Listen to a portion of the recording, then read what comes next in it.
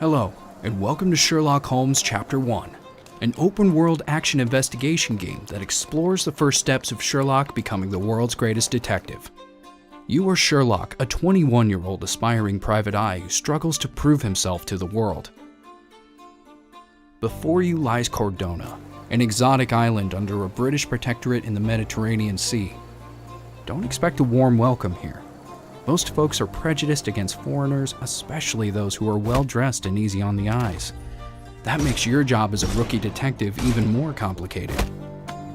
Whether you're vaccinated or not, Sherlock Holmes Chapter 1 won't hold your hand as you investigate Cordona's darkest secrets.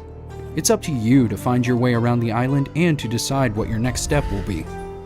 In this video, we want to give you a glimpse at the seemingly elegant paradise, and more importantly, the tools that you will have at your disposal to analyze your environment and blend in. Let us also briefly take a look at the island itself.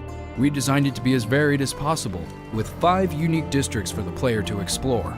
Each area offers fascinating vistas, colorful characters, and new side quests.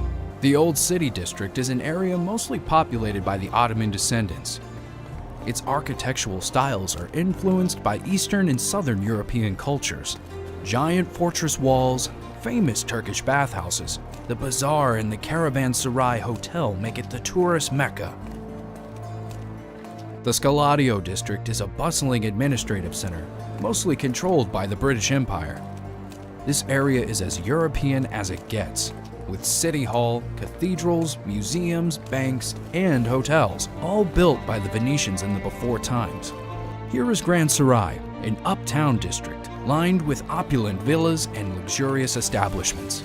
It's a popular exotic vacation destined for the rich. Then we have Miner's End, the poorest district on the island.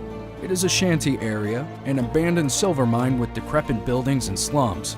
And last, we have Silverton, an industrial district full of factories and warehouses, some intact, some abandoned. Rest assured, each and every one of those districts will treat you like a stranger. Most people won't take you seriously. You sure you're in the right place?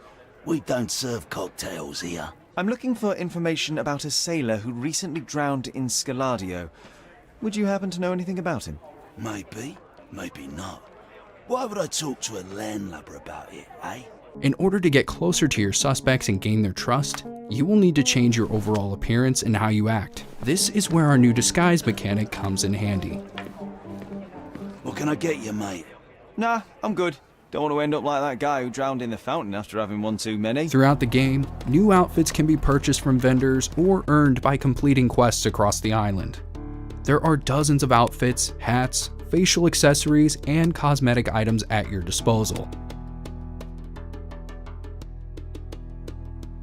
Use them to customize your Sherlock to your liking, and roleplay as a senior policeman, local trader, or even a pirate to get into closed-off areas. Sneak into the police's prison cells or private venues as you pursue the truth of Cordona's weirdest transgressions. However, while many situations require a specific outfit, it's only a piece of the puzzle. As a stranger on the island, you will need to approach its citizens and ask for help. There are several social classes within the game, like aristocrats, workers, lowlifes, and etc.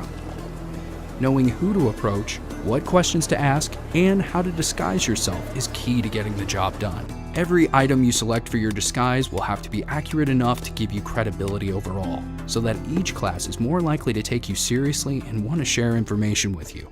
Ah, it's you! I mean, it's him! It's him! Keep in mind, everyone on the island will react to your new identity either positively or negatively.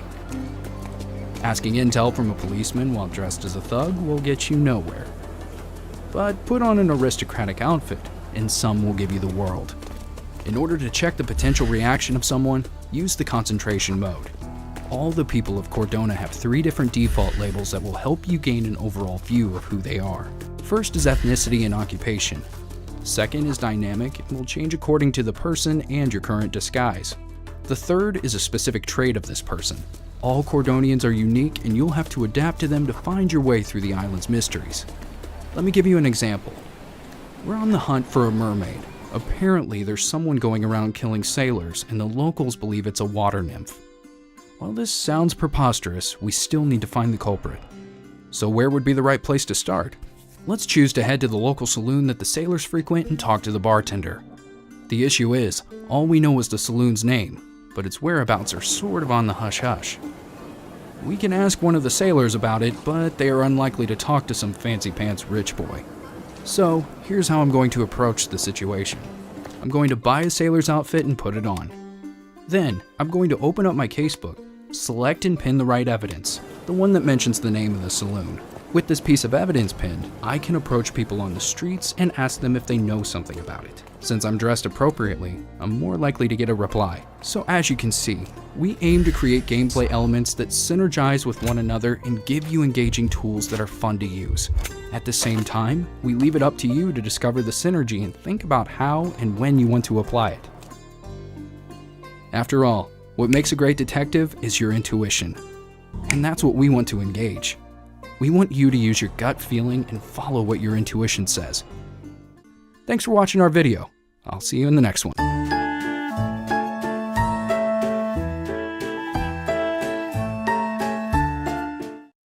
PlayStation